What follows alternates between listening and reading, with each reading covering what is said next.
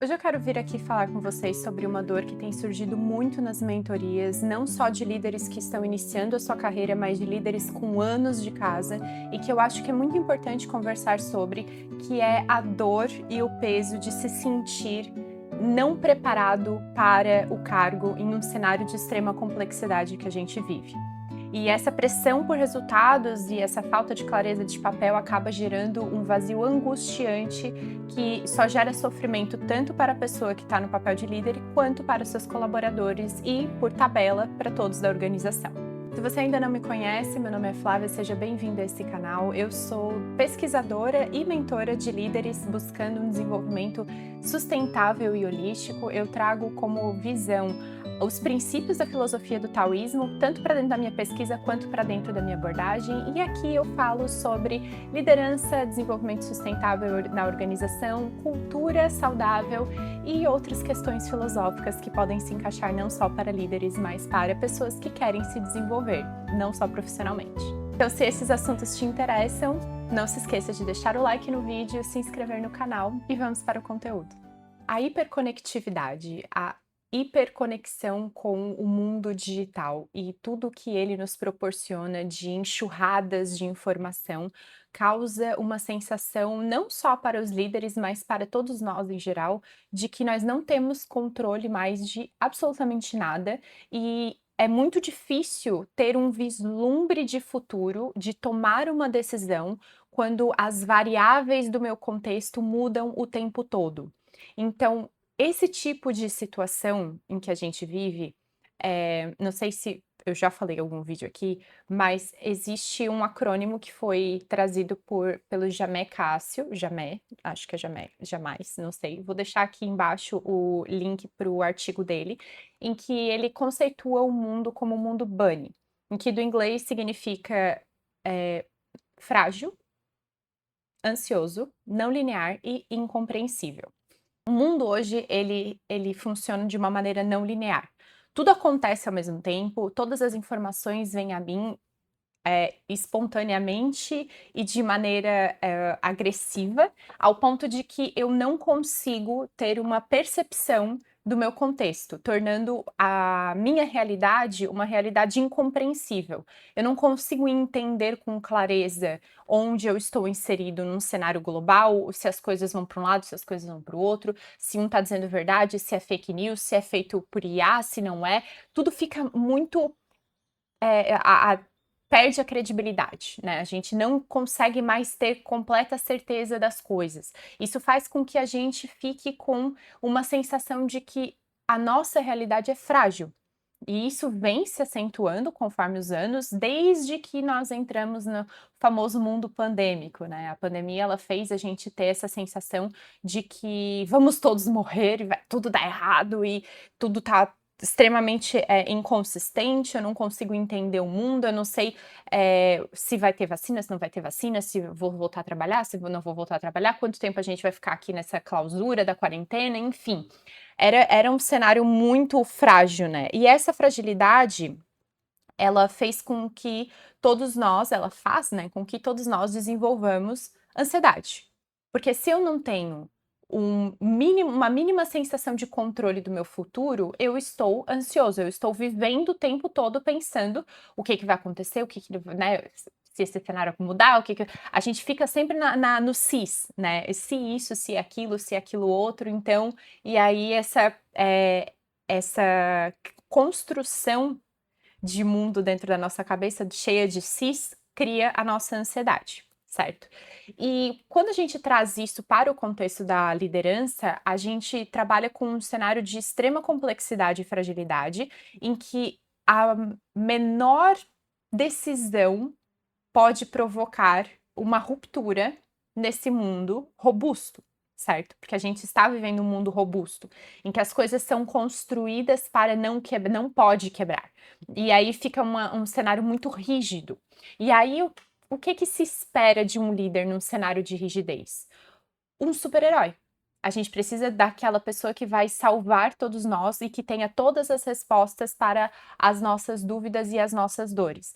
E A gente pode perceber bastante isso acontecendo no cenário político, em que a gente tenta achar uma pessoa que vai ser o salvador da pátria, mas isso também acontece em micro-organismos, né, de empresas, ecossistema menores até familiares, enfim, a gente acaba trazendo esse arquétipo para dentro da nossa vida. Se eu não tenho controle de nada, como colaborador, eu não consigo entender o que vai acontecer, então eu vou depositar todas as expectativas em uma pessoa só.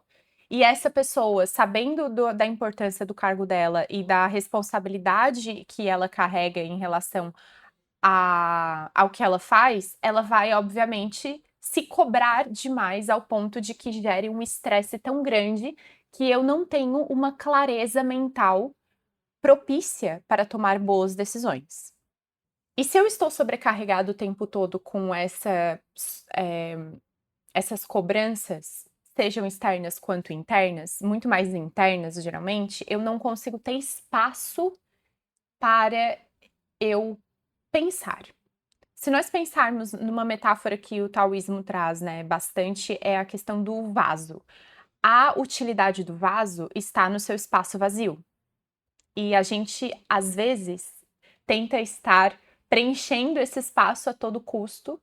No caso de líderes, com todas as respostas, eu preciso estar preparado para saber sustentar todos os cenários possíveis. Eu tenho que saber o que fazer em todos os cenários possíveis, porque as pessoas vão estar esperando isso de mim.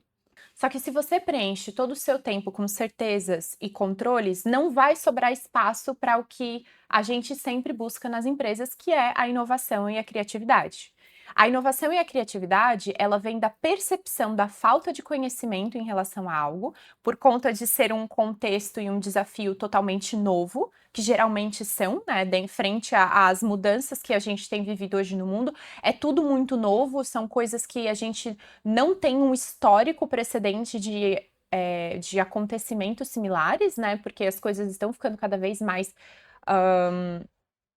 específicas, né? Quando a gente traz aí o contexto do cenário da IA, o cenário político, uma mudança até mesmo sociocultural que a gente tem vivido, financeira, não só no cenário nos cenários organizacionais, mas em questão global mesmo, por tudo que tem acontecido, né? Mas quando a gente não tem esse espaço, a gente não consegue inovar. Então, a liderança é importante estar confortável com o não saber. Porque o não saber é o espaço de saúde e é o espaço fundamental para nós estarmos olhando com curiosidade para aquilo que está acontecendo e trabalhar o desenvolvimento daquele problema, daquele desafio, com inovação e criatividade. Então, Flávia, tu tá dizendo que eu não tenho que estar buscando soluções para os problemas que aparecem? Não, não é isso que eu estou dizendo, mas eu estou falando que não é função do líder, não é o papel do líder estar apagando incêndios o tempo todo. O seu papel é ser o guardião do propósito, é ser a pessoa que, quando tem um desafio, vai trazer o desafio para a mesa para os colaboradores, buscando estar trazendo uma solução de forma criativa, então não vou eu criar a solução somente, eu vou estar ouvindo os meus colaboradores, porque ali está o conhecimento organizacional pulverizado na cabeça dessas pessoas maravilhosas, esses cérebros de obra, e aí são eles que vão estar co-criando a solução para o desafio, guiado pelo líder. Então o líder ele vai ser esse guardião do propósito de estar lembrando o direcionamento. É como se o líder fosse estar apontando, gente, ó, esse é o desafio, nós estamos aqui no ponto A, o ponto B é aquele lá, tá? Olha, aqui é o ponto B. O caminho, ele vai ser criado passo a passo. Então, primeiro eu faço isso, vejo os resultados, depois eu vou estar iterando para ver qual é a melhor coisa que eu posso fazer agora, e passo a passo eu vou estar entendendo os micro resultados e coletando as melhores informações para dar o próximo passo. Então, uma analogia muito boa que eu gosto de fazer é: vamos pensar na pintura de um quadro. Bem simplesinho, tá? Vamos assim de Mona Lisa, tá? Qualquer um pode pintar hoje, né? Tendo em vista que todos temos a referência final do quadro da Mona Lisa. se nos desenvolvermos e estarmos buscando de maneira iterativa melhorar as nossas técnicas, a gente consegue atingir um nível de Mona Lisa. Só que, como que eu vou fazer isso? Eu não vou ficar fazendo, não, primeiro eu vou fazer os olhos perfeitos, aí pega e faz um olho perfeito, aí depois faz o outro olho perfeito, aí depois eu vou fazer o cabelo perfeito, aí depois eu vou fazer o fundo perfeito. Eu não vou fazer isso. Porque se eu fizer isso, depois quando eu sair e der o zoom out, né, se me afastar do quadro, talvez não esteja na proporção. Talvez um olho tenha ficado perfeito, o outro também ficou perfeito, mas ficou deslocado, não ficou próximo.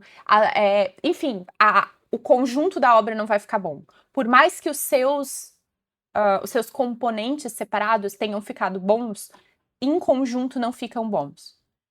Como que eu crio, então, um quadro que fique bonito e harmônico? Eu primeiro faço um sketch inicial do da distribuição dos elementos, aí eu me afasto, eu dou uma olhada, dou uma refinada, tá, ok, o olho não ficou muito bom, talvez eu precise fazer uma linha guia e tudo mais. Depois eu vou lá e refino esses traços, então daí eu vou, ok, agora eu vou criar melhor as linhas de cabelo, vou estar aqui fazendo luz e sombra, tá, ok. Aqui eu vou me afastar, vou dar uma olhada, vou dar uma refinada, depois eu vou me aproximar novamente, vou estar começando a colocar a tinta, então primeiro eu vou colocar os espaços em negativo, vou colocar as tintas mais escuras, depois eu vou trazendo as tintas mais claras por cima, e aí eu vou me afastando, vou estar refinando. Percebem? O zoom in, o zoom out. Se eu estou fazendo isso em grupo, fica muito mais fácil de eu desenvolver do que se eu fizer do modo como eu falei anteriormente, fazendo perfeitamente um elemento por vez. Porque dessa forma eu consigo estar validando se o que eu estou fazendo entrega um bom resultado para o próximo passo. Então, em toda atividade que a gente constrói, numa jornada de desafio para métricas de sucesso, onde eu quero ir, o ponto A e o ponto B, eu preciso estar tendo essa visão de zoom in, vou lá e faço, zoom out, como é que ficou o resultado, zoom in, vou lá e faço de novo, zoom out, vou como é que ficou o resultado, porque quando a gente traz essa visão, eu não estou buscando a perfeição, eu estou buscando a melhor forma de fazer para o que eu quero alcançar. E aí eu trago a minha execução de forma curiosa, porque a fonte da criatividade é a curiosidade. Se eu chego para fazer alguma coisa de forma rígida, autocobradora, ou cobrando dos outros, eu não vou conseguir alcançar a criatividade que eu busco. Porque as pessoas vão se sentir podadas já de início. Eu preciso performar de um jeito específico, que talvez não seja o melhor jeito para mim, mesmo eu sendo a pessoa contratada para o papel, porque a expectativa já está lá em cima, a cobrança já está lá em cima. Não significa que eu não consiga lidar com o desafio, não significa que eu não consiga lidar com o problema. A questão é como que essa condução acontece, e aqui é que o líder entra. O líder entende isso e ele vai estar fazendo esse acompanhamento do desdobramento do desafio, sempre trazendo o objetivo final para a mesa, para que ele seja lembrado, para que ele seja buscado nas execuções. E não de uma maneira tipo, isso aqui não vai entregar, mas de uma maneira, cara, tu não acha que talvez isso aqui a gente não vai estar entregando depois no final o resultado que a gente busca? Perguntas. Nas perguntas é que a gente faz o outro adulto, porque estamos falando de adultos, racionalizar sobre o que ele está fazendo. E talvez ele vai te trazer uma justificativa que tu vai parar e pensar, tipo, putz, eu não tinha pensado sobre isso. Só que se a autocobrança e a cobrança, elas estão em cima de ti o tempo todo, porque a síndrome de impostor, de compreensão de que, compreensão não, mas de autonarrativa, em que eu olho para mim, eu entendo, eu não estou pronto para esse papel, eu preciso ter todas as respostas, eu vou estar agindo de uma forma baseada na minha insegurança. E se eu ajo baseado na minha insegurança de líder, eu não vou estar conseguindo dar segurança para o meu colaborador agir de uma maneira criativa e inovadora. E aí a gente vai viver apagando incêndio, a gente vai viver trazendo burocracias para a mesa, a gente nunca vai estar realmente olhando para as coisas, os problemas de verdade. Nós vamos estar sempre olhando para os problemas que a gente cria, que não são problemas de verdade. Faz sentido? Porque boa parte dos problemas que a gente traz para a mesa, a primeira pergunta que tem que ser feita é: esse problema precisa ser resolvido ou é um problema que talvez a gente esteja criando aqui, um desafio que a gente esteja criando que não é necessário? O que isso vai estar entregando de valor de fato? Quem tem que fazer essas perguntas é o líder. Só que para eu, como líder, trabalhar num plano de questionamento saudável, em que eu não estou te questionando para te colocar num ambiente de numa cilada, numa armadilha, eu não estou te questionando para isso, eu realmente estou curioso. Vamos questionar isso aqui antes de a gente avançar? O que vocês acham do andamento desse projeto? Tá fazendo sentido para vocês? Alguém tem alguma sugestão em relação a isso? Porque estamos percebendo que não estamos caminhando para o local onde a gente gostaria de chegar. O que pode ser modificado agora no meio do caminho? No rascunho. E não no olho perfeito que o fulaninho tá fazendo e depois vai passar pro próximo fulaninho, pro outro fulaninho olhar e tipo, não é assim que se faz o olho. Putz, vou ter que. Aí tem que jogar o quadro fora e começar tudo de novo. E aí todo aquele investimento de tempo e recurso que foi feito, tanto de pessoas, quanto de tinta, quanto de tela, enfim, pincéis, foi pro lixo. Não foi usado para nada. Aí vocês podem dizer, não, mas a gente aprendeu com os erros. Mas se o processo continua igual, aprendeu mesmo.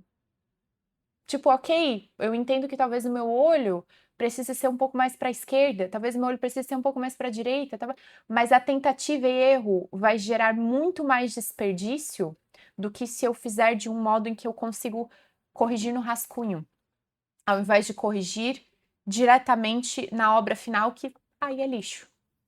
Então, o papel do líder é realmente esse de estar olhando para a incerteza e aceitá-la como parte da sua função.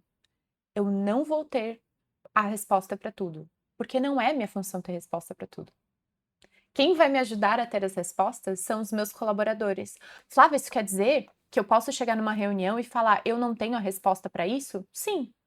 Você pode chegar numa reunião de board de lideranças, olhar e, gente, isso aqui eu não tenho a resposta para isso agora, mas eu posso estar verificando e trazendo essa resposta no período da tarde. Pode ser?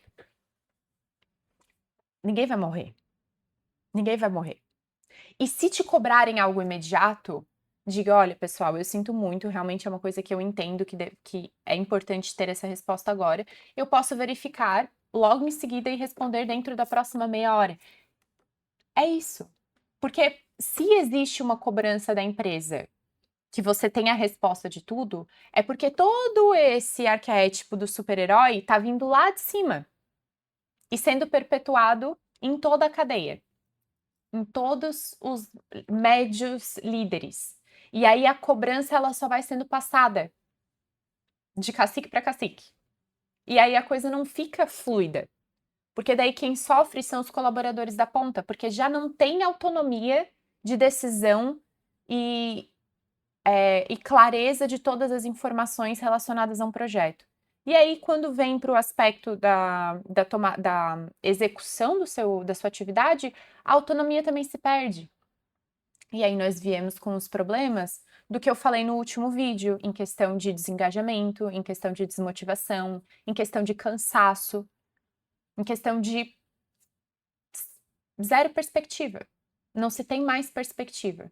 Então é importante entender que quando a gente vive num mundo em que o cenário ele é não linear e incompreensível, eu preciso coletar as informações para preencher a narrativa do meu contexto da melhor forma possível.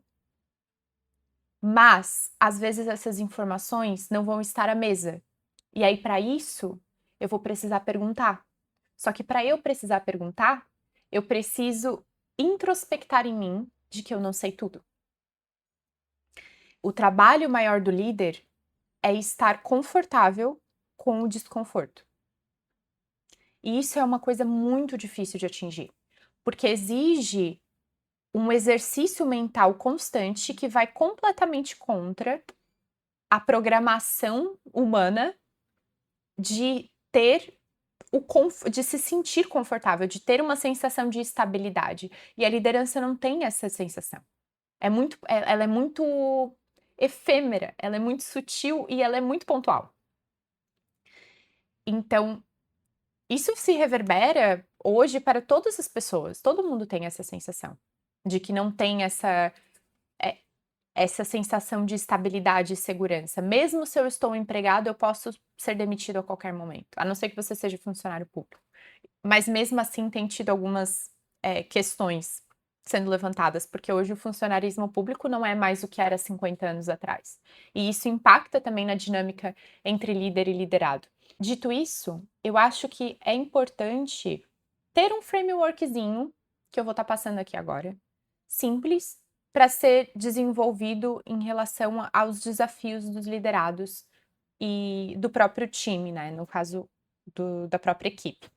Então, quando surgir um desafio, não tente respondê-lo de cara. Uma vez eu li num livro sobre um coach um coach esportivo. Eu não gosto de trazer exemplos de coach esportivos, porque são coisas totalmente diferentes, o coach esportivo do coach profissional. Mas ele trouxe essa sugestão para os atletas dele e eu achei uma sugestão interessante. Que é o seguinte: sempre que tu se deparar com um cenário de desafio ou problema, você não vai olhar para ele com resistência. Você vai olhar para ele e vai fazer a seguinte fala: Hã, hum, só isso.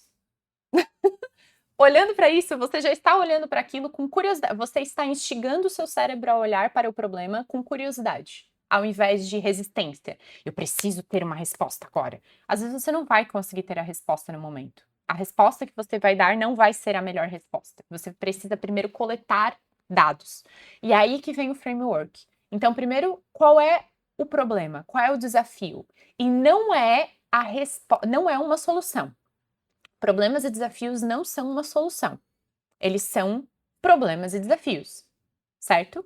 Então, depois de eu estar fazendo a definição do problema e do desafio, eu venho com a definição da métrica. Então, quais são as métricas de sucesso que eu estou almejando alcançar para entender que esse problema foi resolvido da maneira efetiva, eficaz e eficiente dentro do meu contexto. Então, eu tenho o ponto A e eu tenho o ponto B dentro do cenário. Agora eu vou trazer meus colaboradores para a mesa, vou apresentar para eles: temos esse desafio, temos essas métricas esse resultado a ser alcançado. E no máximo 3 métricas, tá, pessoal? Porque mais de 3 é prioridades demais, e quando tudo é prioridade, nada é prioridade. Então, eu gosto de trabalhar com 2 métricas, mas se você acha que tem uma terceira, acrescenta aí e perfeito. Temos esse cenário, ponto A e ponto B. Agora nós vamos estar definindo em colaboração, em grupo, quais são as principais atividades a serem feitas para que a gente consiga fazer essa migração do ponto A ao ponto B. Deixa eles falarem, porque isso é a parte deles, é o trabalho deles. E aí, por que fazer isso em grupo e não individualmente? Por que não eu fazer o roadmap e passar para os meus colaboradores? Porque às vezes é ali que vai surgir a inovação. Porque se teve já algum problema similar no passado ou que eles resolveram em outro contexto, eles vão saber dizer: não dá para fazer assim porque não funciona. Talvez a gente possa fazer dessa forma. Eu gosto de trabalhar assim, porque daí o resultado pode ser esse. Eu trouxe uma ferramenta de IA que eu acho que vai otimizar os processos. Eu acho que a gente pode ir por esse caminho. Eles vão estar dialogando entre eles e organizando esse roadmap. Você vai estar no papel de guardião do propósito, somente guiando. Pessoal, não esqueçam que o resultado é esse. Nós queremos ir para esse caminho. E aí, depois que fizer o roadmap, fazer a definição de papéis. Quem vai ser responsável pelo quê? Quem que vai estar com cada atividade? Ninguém pode sair de mãos abanando. E pode ser que tenha atividades que precisam ser feitas em grupo. Mas toda atividade tem que ter um responsável. E aí, depois disso, é só estar fazendo o processo de desdobramento e cada vez que uma atividade encerra, você como líder vai lá e, ok, como é que foi o resultado, como é que tá indo, o que que dá para refinar, para que daí seja passado para o próximo, dar continuidade ao processo de desenvolvimento. E isso é uma questão simples, que vem do design, aí puxando a sardinha para o meu lado da minha formação de graduação. O design ele tem uma ferramenta que é muito legal, uma metodologia que é o Double Diamond, é o duplo diamante. Eu uso para absolutamente tudo, que é uma forma de tu co-criar a tua solução com o teu stakeholder que trouxe a dor. Como assim, co-criar com o meu stakeholder que trouxe a dor? Se o teu líder ou se o teu cliente trouxe um desafio a ser almejado e conquistado, né, resolvido, eu preciso estar validando com ele as etapas, algumas etapas, fazendo apresentações, tipo, olha, nós fizemos aqui essa primeira parte, esses foram os resultados, só estamos fazendo essa apresentação para te entender como é que tá o andamento do projeto. Porque ninguém é artista dentro de empresa. Artista é, né, o famoso laboratório de Dexter. Também não sei se todo mundo que tá vendo o vídeo sabe o que é o laboratório de Dexter, porque essa nova geração nunca viu Dexter. Mas, se você viu o laboratório de Dexter, o que o Dexter fazia quando ele tinha uma solução? Ou, vou fazer uma coisa. Ele se trancafiava, ele, sozinho no laboratório, ficava lá fazendo um monte de coisa que era só titica, e aí depois ele vinha com a solução que não resolvia problema nenhum. Porque ele não validava com a pessoa se era realmente um problema, se era realmente esse tipo de coisa que ela queria de entrega. Então, estar fazendo esse processo de validação com o stakeholder também é uma coisa muito importante. Se o stakeholder é o cliente, converse com o cliente, faça entrevistas, faça micro apresentações. Ó, esse aqui é mais ou menos o protótipo da resolução. O que faz sentido aqui? O que tu percebe de problemas ainda que nós podemos resolver? Porque daí você está fazendo zoom out. Você vai estar vendo se o rascunho tá bom. Você vai estar vendo se a luz e sombra estão de acordo com o ponto de luz que você colocou na tela. E aí você vai conseguir fazer os refinos para que a entrega final ela seja mais assertiva do que se você vir com todas as respostas, só apontar quem vai fazer o quê, ficar no cangote cobrando que nem pai e mãe, e aí as pessoas vão se comportar que nem crianças, vão procrastinar e entregar um trabalho bem meia boca, e aí depois o resultado vai ser ínfimo em relação ao que realmente deveria ser entregue e a mijada vai cair sobre você.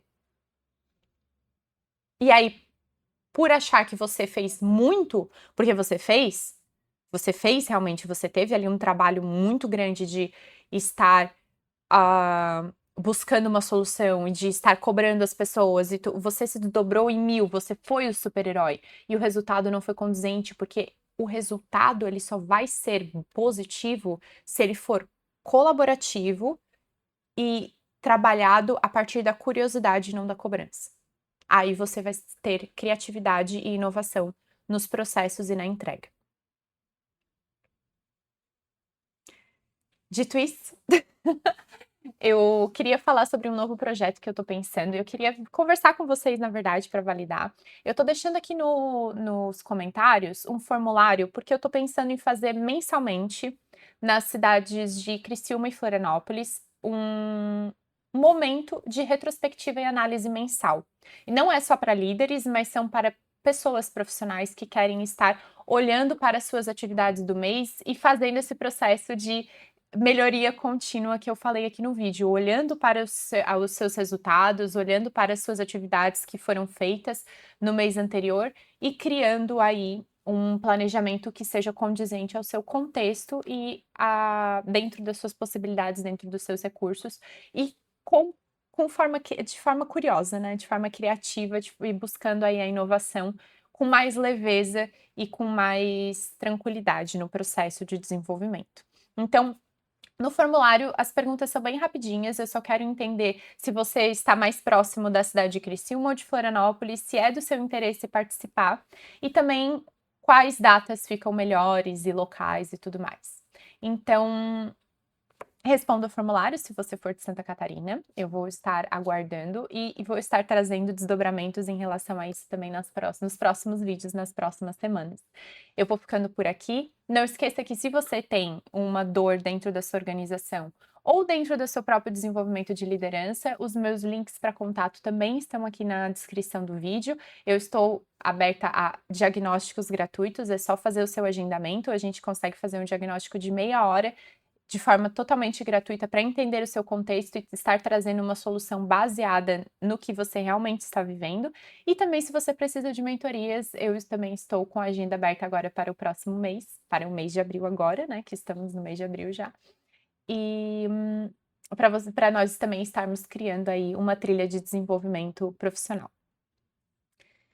E é isso, pessoal. Vou estar ficando por aqui. Espero que vocês tenham curtido o vídeo. Não esqueçam de curtir, engajar, comentar, falar o que vocês têm de dor também, trazer sugestões de temas, porque eu estou trazendo aqui várias coisas, mas gosto de ouvi-los também.